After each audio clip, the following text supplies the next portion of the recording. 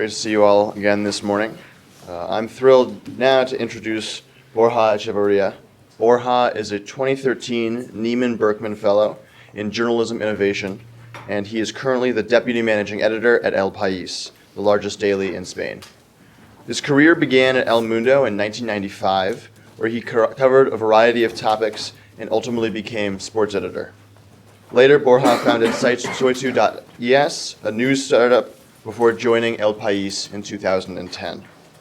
Thanks in part to his focus on a digital-first newsroom, El País has become the most visited Spanish-language news site. Please give a warm welcome to Borja Echevarría.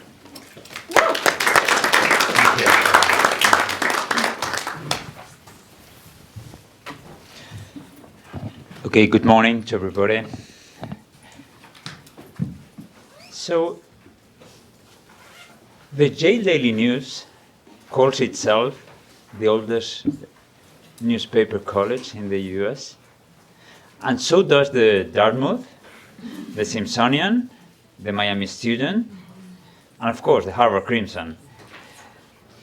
And apart from doing some anthropology of journalism, I think for you, for students, most of your responsibility now and the chances you have is to think about the future of journalism, not so much the past of journalism.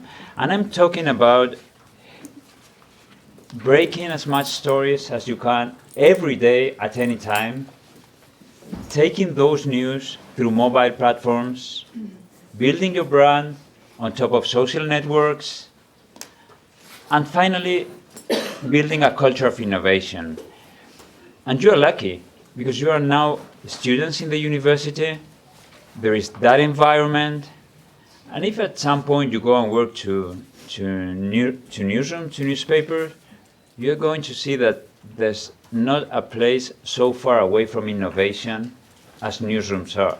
So what I want to tell you is that take that advantage that you are working now in the university and try to help us and to help you to build innovation around journalism. So what I'm talking about is connected directly to the way we work, to changing the way we work. So newsrooms, they are very print-centric based. All is built, the organization, the way we work, is building around the culture of the newspaper. What time we have the meetings, how we gather the news, what is the rhythm of journalists working every day. So you probably in college newspapers, it's not a question of it's not a matter of life and death to do this change now. But I think it's a great intellectual challenge, because that's the way you're going to work for the rest of your life, no? So what we cannot continue in newspapers is building that way of gathering news around the industrial production.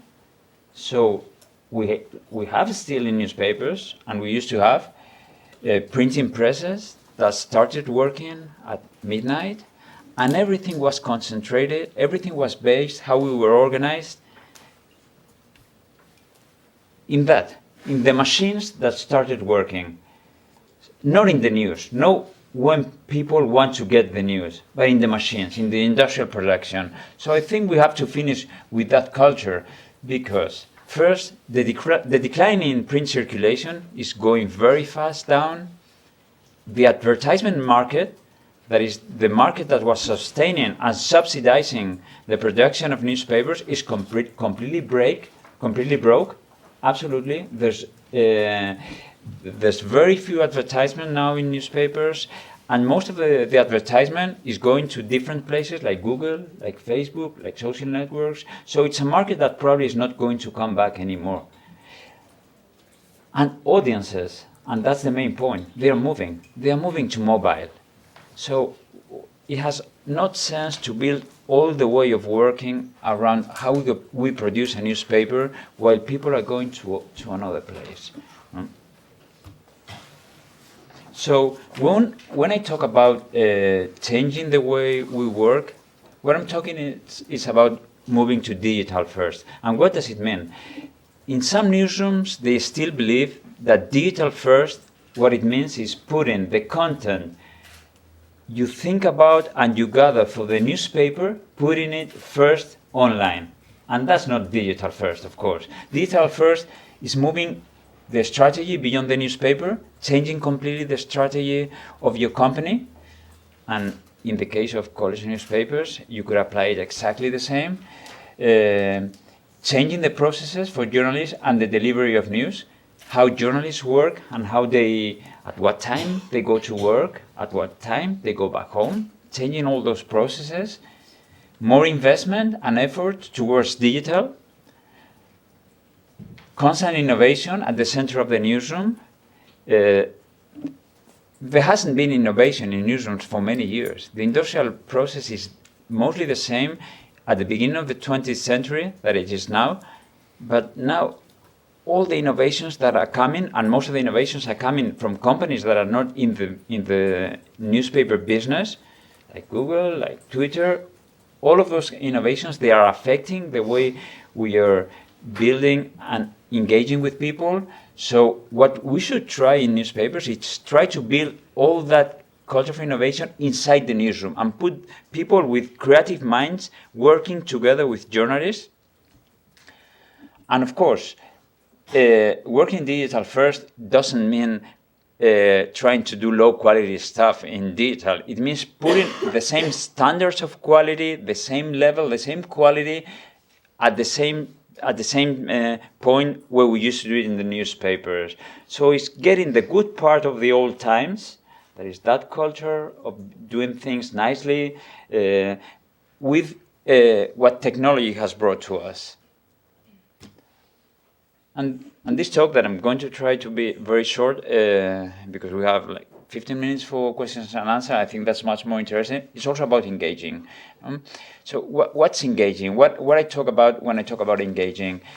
Considering the audience first. And this, it seems pretty obvious, but it's not so obvious. For many years, newspapers were so successful. It was one of the most of the industries where you could make more money.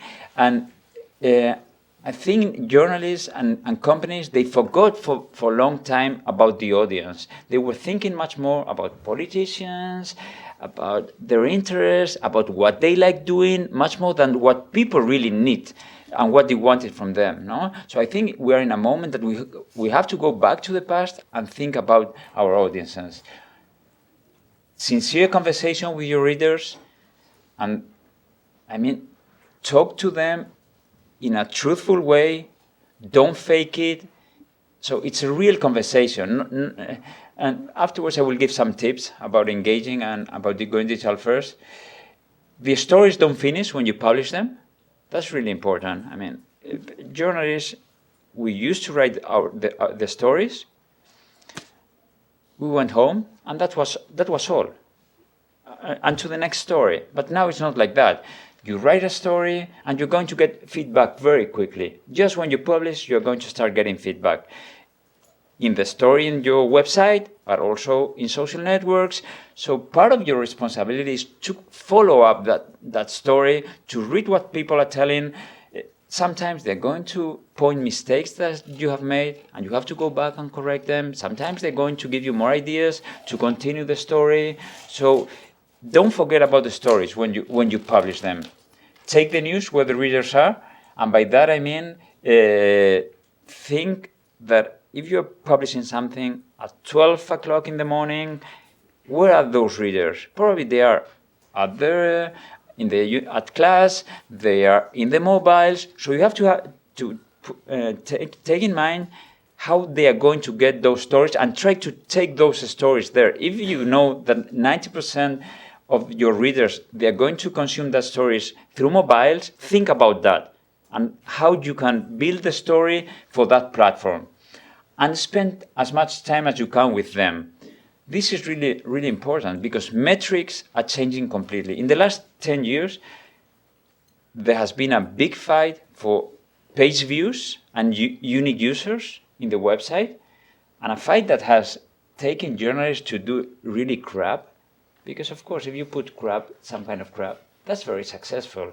But it's not about that. And the new metric, the metric that people are looking for, advertising people, subscription, is time spent with you. What do you want? You want people, you don't want millions of users. Perhaps you want less users, but users that are more loyal to your brand, that spend more time with you, and over time is where you're going to build a subscription model. As I told before, the advertisement model is absolutely broke.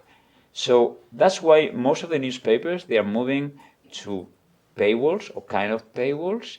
That means subscription models. And subscription models will never be based on page views, on a lot of volume. It's much more about loyalty. And that's very important. And it's great for journalism. These are good news for journalism.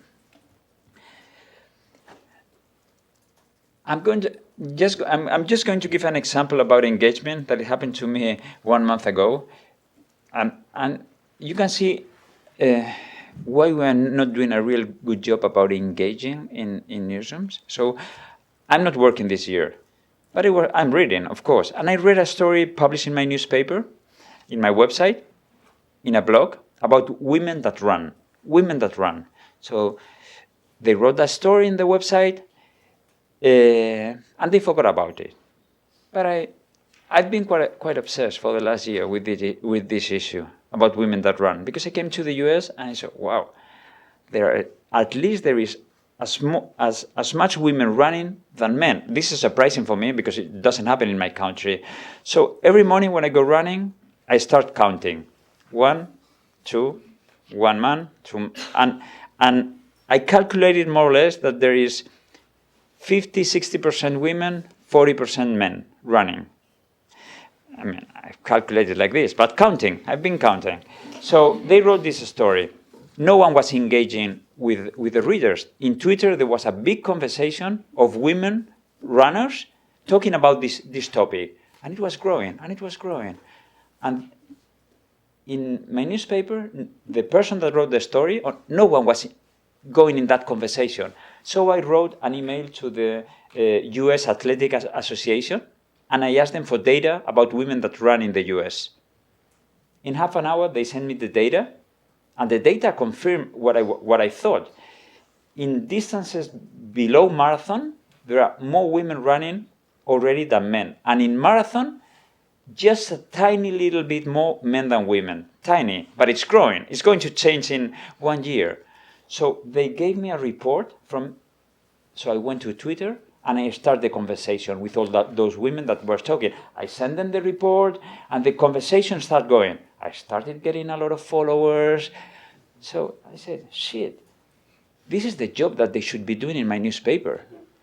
I do this because I like the topic, but that's what a journalist should be doing. They should be getting that data, they should be engaging, and that's the way you are going to build a brand, how you're going to engage, how you're going to get much more followers. If you get more followers, you're going to get much more distribution. So that's just a tiny example of what newspapers or media, they are not doing and what they should be doing. And that's a very small topic, but you could do exactly the same with many things. So I'm just going to give you some quick tips about going digital first and about engaging, and I will open to questions. So tips for going digital first. Something that helps really much is changing the newsroom organization. You can't go digital first with exactly the same organization you have had forever. First, because the people that they are on the top of the companies, they are the same people, they have worked in the same way. So you have to put people with digital mentality on top of the companies to start changing the framework of working. So start earlier, reschedule meetings. This is one of the things when I went to work for País. This is one of the first things I did. The morning meeting was at 11 o'clock in the morning, so it was very, very much print-centric. I moved that meeting to 9 a.m. in the morning. Why? Because people, the peak of consumption of news, it's in the morning. It's at 8:39. So you can't start working. The rhythm must start much earlier. So that's important. Changing the meetings, new ways of producing a different newspapers. This is not about, it's connected, but if you are moving to digital first, you are also obliged to create a different kind of newspaper. You can't continue doing a newspaper with the stories of the day before. I think you have to look further, because you still have the newspaper, and I mean, we have to take care of the newspapers while we still have them. No, we have to take care of them, but we have to do different newspapers. This is a tip more for big newsroom now, that where the culture is so rooted, like praise the work that is done online and exclusive online content. I don't know if this is a tip for you for now working in culture newspapers, but it's a tip for sure for newsrooms, because people get a lot of praise when they publish in the first page of the newspaper, but sometimes when they publish online in the first page, they don't get so much recognition. But I think it is as important one as the other one.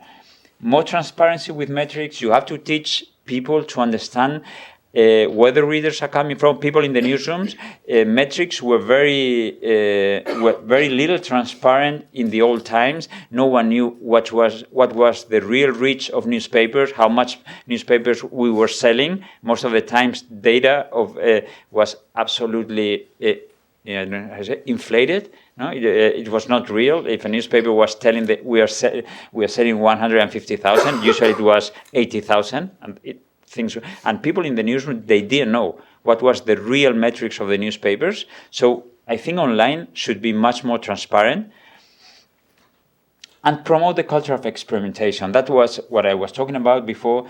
I think in the online world, we have to deal much more with failure. You have to try things, and if they don't work, I mean, there are certain limits you cannot trespass in journalism, but you can experiment much more. And some tips for engagement: say goodbye to the voice of God. And that was the voice of journalists in many cases. We used to speak in a very authoritative way from here, like I am here, no? And in the online world, you have to go down at the same level of the people, because the environment has changed. You are not alone. Before you were alone. Newspapers, there was nothing else. But now in media landscape, there are many people with real strong voices. They are not working in legacy media, but they have strong voices, and sometimes they know what they are talking about. So I think we as journalists, most of the times, we have to try to get rid of that voice of God, answer questions, respond to the critics. When somebody is engaging with you in social networks, answer. I mean, that's like something. It's like being polite. I mean, like when someone sends you an email, try to answer, please, an email. If not, I mean, you're just damaging your brand. Address the audience's needs. That's what I was talking about before. Think about the audience first. Build individual brands and promote them through the big brand. I mean, now it's not only about the big brand, but about helping to build those small brands of the people and engaging your audience in the process. Be as transparent as you can. So if you're working, not only engaging after the story is done, but while you are doing the story, and if you can show some of the sources, that's great. Sometimes you cannot do it because you're working in a scoop and you don't want to show your competitors all the stuff. But sometimes you can engage in the process of building the stories. Engaging is not about self-promotion. That's very typical from journalists in newsrooms, that they use social networks just to promote their stories. It's not about that. That's not engaging. And help the audience, driving them to good stories. And that means even with your brand, if your competitors, or if you are finding other good stories that help to understand what is happening, and even if you haven't done them, recommend those stories to your readers. Trying to open much more your newsroom. So if you're recommending a story of your competitor newspaper, your audience is going to like that, and they are going to come. It's going to benefit you finally, because they are going to come back to you, because they know you are not being selfish and you are showing them good stuff. So that's all. And I mean, questions. I'm open. I don't know how much I want. We have 10 minutes, 15 minutes question.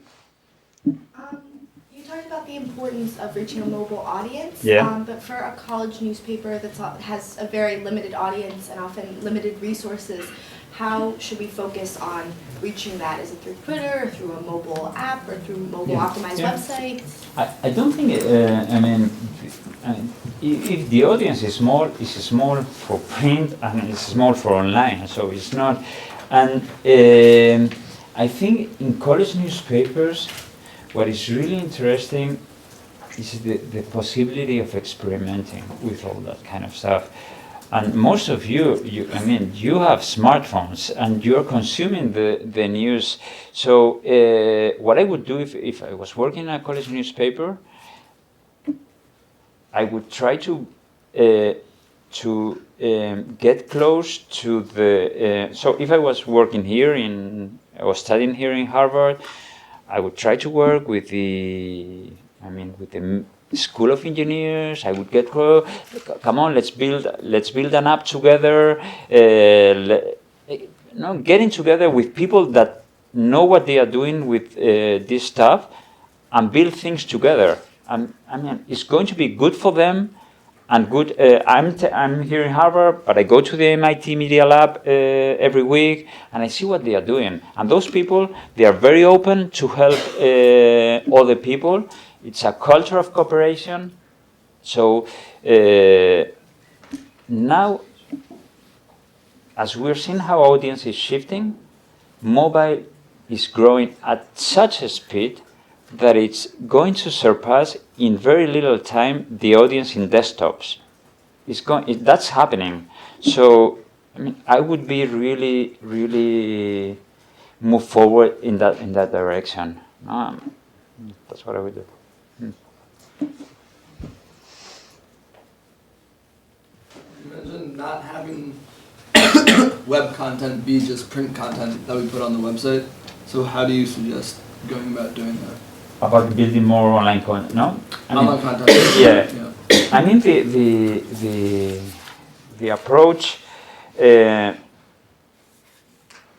is getting rid mentally. I know it's difficult, and I know you love newspapers. I love newspapers too. But it has to be that's for me it's an intellectual challenge, because it is how you're going to work in the future. And in your case, even though you love newspapers, and I've been with Bobby at 5 a.m. in the morning in the printing press of the Crimson. It's beautiful, all that stuff going on. So let's take care of that while it exists. But what I would do is, no, our work is to deliver the news in the digital. That's our main job. Okay, and let's see how we organize our small newsrooms to a part of delivering the news in different. Okay, we are putting a newspaper outside every day, but that's not the core of the work. No, that's not the main job. And usually newspapers, and I'm not talking about college newspapers, but are very silos built. They are built in sections. So you have politics, you have international affairs, you have on Tuesdays you have your architecture critique writes a column. It's very silos based. So in the digital world, you break with all those silos, and you get content all the time, and you publish it. So it doesn't. Sometimes in newspapers, if you have an architecture story, even if you have it on Sunday, you will not publish it until Tuesday, because the architecture critic writes on Tuesday, and you will not move it. And it happens all the time, this kind of stuff. So one of the things I did when I arrived to El País, that it was absolutely print-centric, there were many contents that were not being covered. So what I did is started creating blogs of different kind of stuff to open much more the range of topics we will cover. So in 1 year and a half, we launched 100 blogs, quality blogs and paid blogs about food, about architecture, about electric cars. So we open very much our range of topics just for the digital. Because in the print is shrinking. We used to have newspapers of 86 pages every day. Now our newspaper is 48 pages every day. Why? Because there's no advertisement. The newspapers, we build it, the number of pages based on how much advertisement you had every day. But that has disappeared. And printing more pages is very expensive. What happens? That if you have less pages, you have less contents. So what the digital world, it helps us is to continue creating contents and to think in the audience. So I started creating a lot of content in different topics. Journalists started, even in the newsroom, to be happier because they could publish. At some point, they couldn't publish. They didn't have space to publish. And what started happening in the newsroom is there was a very positive effect from the online to the print. Sometimes stories were created for the first time online, and the editors in the print will look, wow, that's a good story, I'm going to publish it in the newspaper. Just the opposite way. No? So when you start working in digital first, it usually has a very positive effect for the newspaper, because you are opening the number of topics you are covering, and you get better ideas for doing a different kind of newspaper. What major American and European newspapers do you think have made the best transition? Okay, I mean, I think for me the best, they are The Guardian. I mean, I was going to say the British newspaper. That's not anymore true. I mean, they have 50% of the audience in the US, and they have a big operation in the US, and that's what is happening with many companies online, that they are going global, and that's part of the strategy of the New York Times also. New York Times, you know, they launched in China last year, a Chinese edition online. They are launching in Brazil at the end of 2013. They are thinking in launching in Mexico, so they are going global. So The Guardian, they are doing a great job. They just have a slightly problem that they are losing $40 million every year. And that's a big problem for The Guardian. So they are doing, in terms of quality, of changing the way they work, they are doing a great job. They have that problem. They are lucky because they have a trust behind them, so they are getting money. But that's not losing $40 million a year. That's a lot of money, and that's not going to last forever. But The Guardian is a huge newspaper. Around 800 people work in The Guardian. They have a beautiful building in London. That's going to change. I don't see newspapers with 800 people anymore.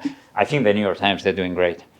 I mean, I think they are doing a very good work of innovation. They have created a lab inside the newspaper that is working. I don't know if you saw this story, Snowfall, that they did. That it was very. They are doing very good things. They are, and what they are doing good is combining the innovation in journalism with the business part.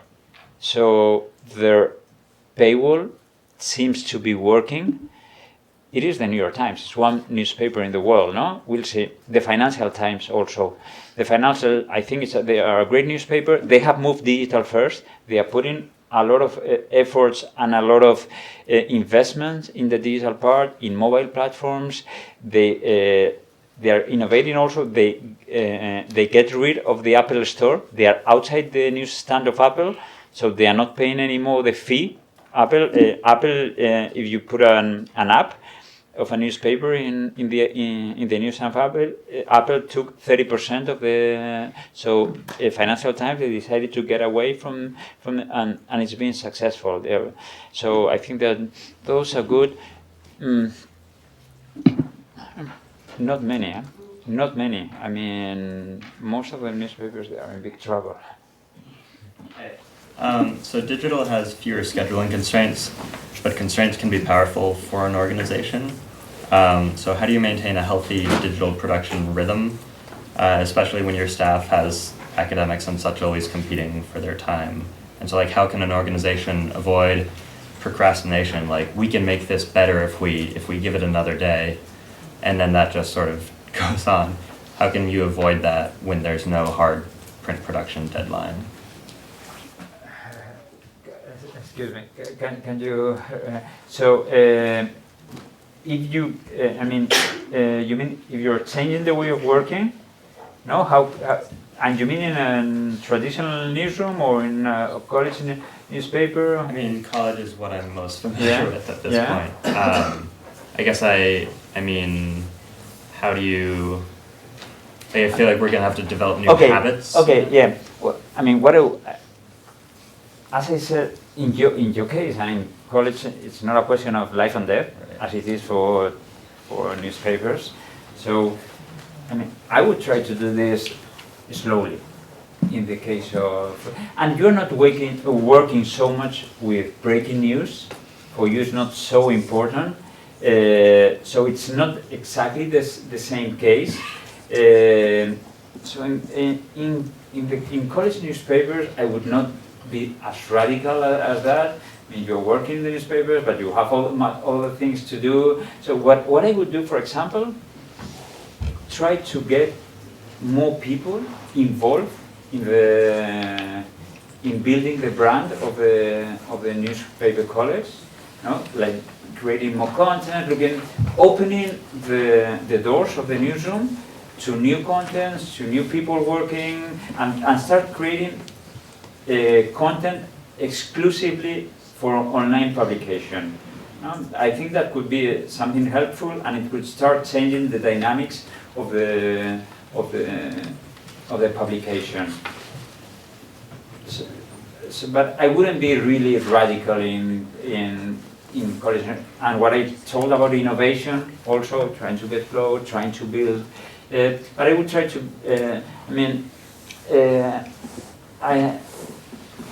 I was really surprised when I went to the Crimson. That was when I saw you working there at 3 a.m. in the morning. I don't know. I say, wow. Of course, I'm sure you push you adapt your working day to the moment where you print the newspaper. So you push it. The people that come to print the Harvard Crimson, they come like at 5, 6 in the morning. So you can close the newspaper very late because you have a deadline. It's like if you have an exam the 20th of January, that's a deadline. And you usually adapt the way you study to that deadline. So you usually start late. No? And it is the same. No? In newspapers, if you have a deadline, people can have their story, but they can go to take a nap. That's how newsroom used to work. You adapt to the deadline.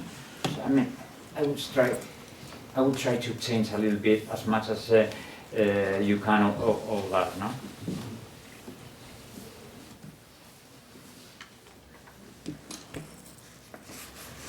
I think we run out of time. So, thank you very much.